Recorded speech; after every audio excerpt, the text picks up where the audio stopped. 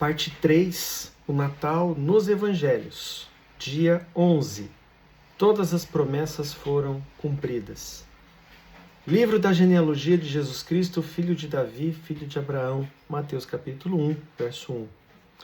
O início do Novo Testamento pode não nos parecer muito inspirador se formos imediatistas. Na verdade, se alguém estivesse lendo a Bíblia pela primeira vez e chegasse ao final do Antigo Testamento e ao livro de Malaquias, que aponta para o futuro com expectativa, sua empolgação poderia diminuir quando o próximo livro começasse com uma genealogia. Podemos ser tentados a pular Mateus e começar com outro evangelho. Na verdade, alguns anos atrás, eu percebi que passei mais de 3 décadas de ministério pulando os primeiros 17 versículos deste evangelho na época do Natal. Eu ia direto para o versículo 18. Ora, o nascimento de Jesus Cristo foi assim. Perceber que eu fazia isso ano após ano me levou a considerar mais cuidadosamente a grande lista de nomes que a genealogia de Mateus contém. Marcos vai direto ao ponto. Lucas fornece um esclarecimento de sua abordagem e uma dedicatória ao seu primeiro leitor. E João começa de maneira poeticamente bela ao refletir sobre a divindade e a eternidade de Jesus. Por que Mateus começa com uma lista? Porque ele quer deixar claro que não podemos entender a chegada de Jesus a menos que a entendamos à luz do panorama geral que a Bíblia nos oferece, a menos que a vejamos no grande esquema dos planos e propósitos de Deus em desenvolvimento. Eu penso que Mateus teria aprovado nossa abordagem para este devocional do Advento, começando em Gênesis e chegando ao seu evangelho apenas no 11º dia. Os leitores judeus do Evangelho de Mateus, do primeiro século, estavam esperando para ver como Deus cumpriria as suas promessas por meio de seu Messias. E é por isso que, de fato, o Novo Testamento não poderia começar de maneira mais adequada, já que a genealogia em Mateus traça a linhagem de Abraão a Davi e até Jesus, o Messias, aquele que cumpre todas as promessas que Deus fez ao seu povo ao longo dos séculos. Mateus está contando a incrível história da fidelidade de Deus ao abençoar todas as nações da terra, como ele havia prometido a Abraão. E ele está desvendando a linhagem real para demonstrar como Deus permaneceu fiel à sua aliança com o rei Davi ao enviar o rei Jesus. Ele está mostrando que o tempo de exílio espiritual estava chegando ao fim, assim como o exílio físico havia acontecido. O valor dessa longa lista está no reconhecimento do papel desses indivíduos no plano de Deus, que culmina no nascimento de Jesus. E ao reconhecer que a linhagem passa por dificuldades e tempos sombrios, pelos vales e também pelos topos das montanhas, e ainda assim Deus estava realizando seus propósitos dia após dia e geração após geração, a linha que liga Abraão a Davi e Jesus Cristo pode parecer tênue, mas Deus garantiu que ele nunca fosse rompida.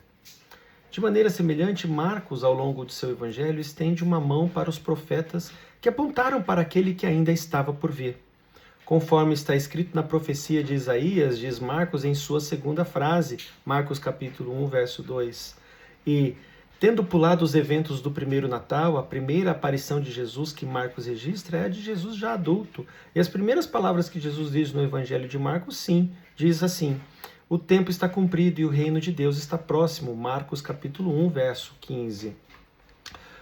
Os discípulos de Jesus tiveram o privilégio de testemunhar o que os profetas e reis ansiavam por ver.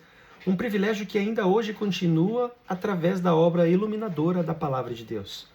O Novo Testamento nos mostra que os meios pelos quais as promessas de Deus são cumpridas e a totalidade do plano de Deus elaborou ao longo do Antigo Testamento podem ser resumidos em 2 palavras: Jesus Cristo.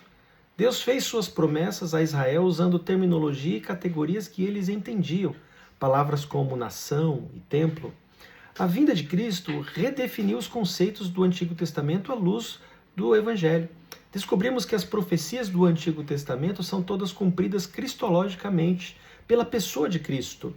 Portanto, por exemplo, em vez de procurar um novo templo ao Estado de Israel, nos encontramos com Deus por meio de seu Filho, o Senhor Jesus, desfrutamos de uma sua presença em cada um de nós por meio de seu Espírito. E olhamos para a realidade do reinado de Cristo para transformar nossas vidas agora e para sempre. A vinda do Filho de Deus rompe os limites das categorias do Antigo Testamento. Cristo é o cumprimento perfeito de todas as promessas de Deus. e a realidade de todas as grandes garantias de Deus. Então não esperamos mais para ver como Deus cumprirá cada uma de suas promessas. Sabemos agora que cada uma foi, é e sempre será cumprida por meio de Cristo. Ele prometeu estar conosco, trabalhar por nós e por meio de nós, nos levando a um reino eterno de perfeição.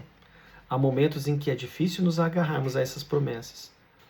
Quando esses momentos chegam, olhamos para Deus, para o Deus que está sempre trabalhando nos vales mais escuros de nossas vidas, bem como nos topos das colinas mais ensolaradas, e confiamos que, embora não possamos ver agora, um dia perceberemos como Ele estava trabalhando para o nosso bem e para a sua glória.